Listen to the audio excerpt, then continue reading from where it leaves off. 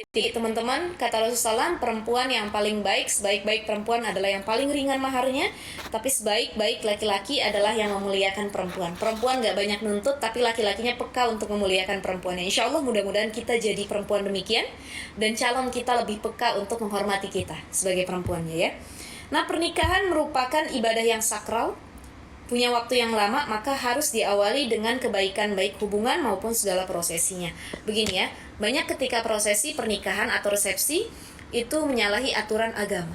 Sebenarnya nggak diajarkan dalam agama, tapi dia bikin prosesi yang itu nggak diajarkan sama Rasul, Al-Quran dan lain sebagainya. Akhirnya tidak menimbulkan keberkahan bagi pernikahannya. Atau pernikahan diawali dengan zina, maksiat, MBA, married by accident, udah hamil duluan dan lain sebagainya. Bagaimana mau membentuk pernikahan yang diberkahi, pernikahan yang lebih baik, pernikahan yang menjadi contoh buat orang-orang sekitar kalau awalnya saja tidak baik. Man asyraqat bidayatuhu asyraqat nihayatuh. Kalau awalnya baik, insya Allah kedepannya juga baik. Tapi kalau diawali dengan keburukan, maksiat, ketidakbaikan, maka dia juga akan berjalan dengan sesuatu yang tidak baik. Ya, jadi harus diawali dengan kebaikan, teman-teman. Baik, di slide selanjutnya, boleh. Faktor yang membuat generasi Z takut menikah. Teman-teman, mayoritas generasi Z ya, atau ada yang generasi Y, generasi sebelum Y juga. Generasi Y itu adalah generasi yang hidup dari tahun 85 sampai 95. Ya, itu termasuk saya juga masuk generasi Y ya. Nah, faktor yang membuat generasi Z takut nikah. Gak mau deh nikah, gue mau jomblo aja. Gak mau nikah deh, gue mau single aja. Gak mau nikah, saya mau hidup sendiri aja. Ada faktor 3 hal. Pertama faktor internal, yang kedua faktor eksternal, dan yang ketiga adalah faktor pergaulan. Satu, faktor internal. Itu kembalinya ke diri kita ya. Mental yang tidak sehat. Mental kita kacau, kita gak sehat, kemudian lagi tidak punya backup agama yang kuat, ya, tidak punya persiapan yang matang. Itu yang membuat kita takut nikah. Kenapa? Karena kita belum mempelajari secara utuh dan matang terkait ilmu pernikahan. Kita belum mendekatkan diri sebenar-benarnya dengan pencipta kita, Allah Subhanahu wa Ta'ala, ya. Nah, itu mental yang tidak sehat. Kemudian apalagi kurangnya ilmu tadi terkait pernikahan. Maka teman-teman sebelum menikah, banyaklah datang ke kajian, banyak ikut kelas persiapan pernikahan, maupun membaca buku. Dan membaca ini bukan hanya fokus di buku saja ya. Sekarang kita sudah lebih maju teknologinya, bisa lewat internet, bisa lewat tulisan-tulisan, ataupun banyak hal lah yang bisa kita dapat. Dan itu diawali dengan membaca, termasuk memasuki dunia pernikahan. Ya. Kemudian dari faktor eksternal, biasanya yang lebih berperan itu membuat kita takut menikah adalah keluarga. Ada inner child, luka masa lalu. Ya. Oke, gue lahir dari keluarga broken home. Orang tua pisah, cerai. Dulu ibu pernah di KDRT. Dulu saya pun pernah ikut di KDRT sama ayah saya.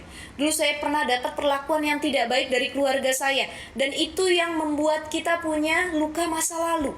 Sampai besar kita gak bisa keluar dari luka tersebut, yang akhirnya menjadikan kita takut untuk melangsungkan pernikahan. Nah teman-teman, untuk membasuh luka masa lalu, kita harus berikhtiar sebaik mungkin, maafkan kesalahan orang-orang sebelumnya, baik orang tua kita, keluarga kita. Cukup itu jadi luka masa lalu yang jangan sampai kita tuh merasakan hal tersebut. Jadi mungkin kita beranggapan, oh saya punya ayah yang begini, saya gak mau nikah karena saya takut melihat ayah saya. Maka harus ditanamkan ke dalam diri kita, gak semua laki-laki seperti itu. Ada laki-laki baik yang Allah persiapkan buat kita, gitu ya. Atau yang laki-laki gak mau nikah, kenapa? Saya trauma punya ibu yang dulu tuh kayak gini loh. Saya takut semua perempuan yang saya nikahi itu kayak ibu saya. Oke, maafkan kesalahan ibu kita, mulai membangun hidup baru, dan gak semua perempuan buruk sebagaimana anggapan kamu selama ini.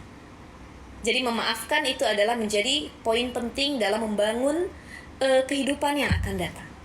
Ya, sudah faktor internal baik secara mental, ilmu kurang. Yang kedua faktor eksternal karena keluarga pernah melihat kejadian-kejadian ekstrim di masa kecil atau ketika masih muda atau masih single, atau pernah jadi korban ya, baik korban bully, korban kekerasan seksual dan lain sebagainya, itu faktor eksternal. Nah, kemudian ada faktor pergaulan. Saya rasa faktor pergaulan ini menjadi titik poin penting yang membuat anak-anak generasi Z takut nikah. Ini mayoritas gara-gara faktor pergaulan. Satu, maraknya LGBT. Gak mau nikah, kenapa? Karena gak suka sama lawan jenis, sukanya sama sesama jenis. Wah, ini marak kasusnya di mana-mana. Saya belum lama ngeliat video di TikTok ya.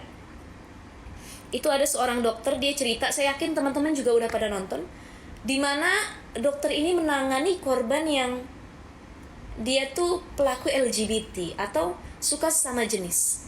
Jadi kalau dia melakukan hubungan intim atau hubungan seksual itu sebagaimana kaum sodomi ya, di area yang sebenarnya nggak boleh oleh agama dan dilarang. Jadi agama, Al-Quran, perintah atau ajaran Nabi itu kalau sudah melarang satu hal, maka pasti ada manfaatnya.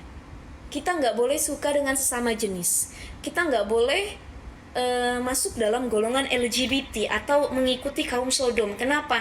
Dilarang oleh agama. Ternyata ada manfaat. Manfaatnya apa? Memberikan efek kesehatan kepada kita.